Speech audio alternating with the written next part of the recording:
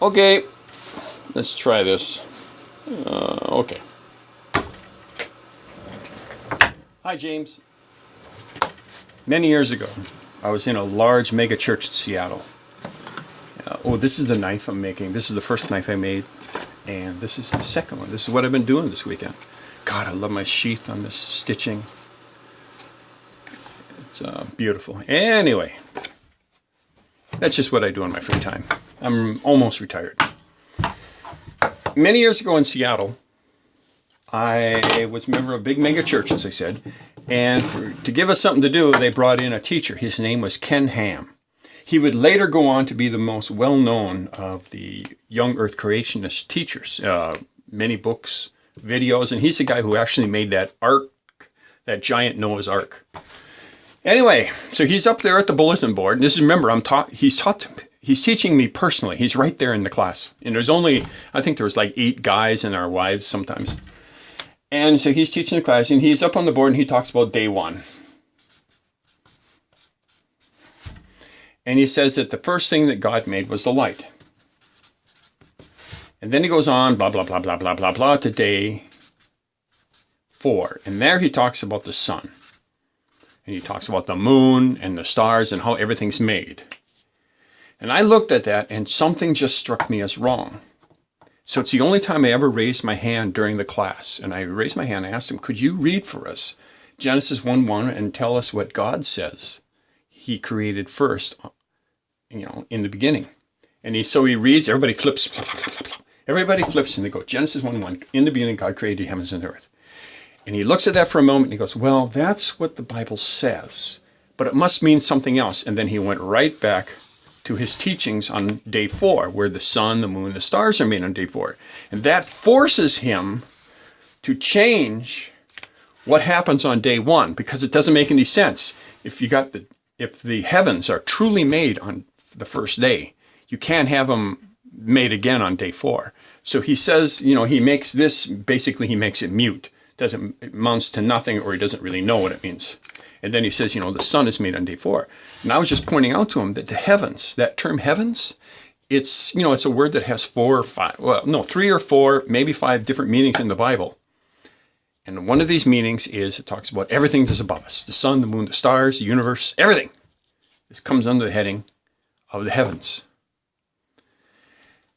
And I was pointing out this to him, and he just went right back to this. And because he is the most famous and well-read of all the young earth creationists, his view of the scriptures dominates everything. Even when you talk to non-believers, they always go, well, you guys have the sun made after the plants. And I go, well, that's what Ken Ham says, but you don't understand. You're quoting Ken Ham. You're not quoting the Bible. What does the Bible actually say? On day 1, you got the heavens, and that means the sun, the stars, the moon, everything is made on day 1. But what happens on day 4? That's why when you read the Bible, it says only that the greater light and lesser light, that's all it talks about. The greater light and lesser light and how they rule, blah, blah, blah, blah. That's why it can't say the sun was made. And that's why if you notice on day 4, it never says the sun was made on day 4. That's inserted. You see people, they'll say, and the greater light, and then they'll add in parentheses, S-U-N, sun. And then they'll say the lesser light, and then go moon. And they'll put it in parentheses. That's what it's talking about. It's like a little secret. Oh, the writer was being really clever there. But no, the writer didn't say sun and moon because he couldn't. He already established the fact that on day 1, he made the sun, the moon, the stars, the gas giants, everything on day 1 and they only use the term heavens because it's the single correct term to use to talk about everything. That's why he didn't have to say, oh, the sun was made on day 1. He didn't have to say that because he said everything was made there. Every star, gas giants, black holes, dark matter, everything was made on day 1. It's all under the heading of the heavens. And that's why he says on day 4 that the light was different. Why was the light different? And you learn by looking at Job 38 that God wrapped the early earth under thick clouds. That's why there is darkness at Job 38, but it's also why there's darkness at day 1. It's the same darkness.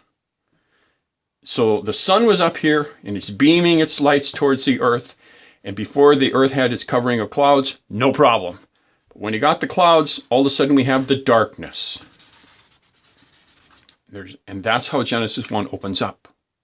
So there's no problem here with in Genesis with evolution. There's no problem with science. It all fits. In fact, even today, science tells us that around like our sister worlds like Venus, Neptune, Jupiter, Titan, all of these things are covered in clouds. Well, that's the same situation that was on Earth. No light can get through. Well, on Venus, some light gets through, but not on Jupiter, Neptune, and Uranus. I'm not sure about Titan, but maybe not Titan. But it's a normal, having cloud cover is normal, and the Bible tells us about it. God, it was intentional. Anyway, that's what I wanted to tell you. There's no problem here.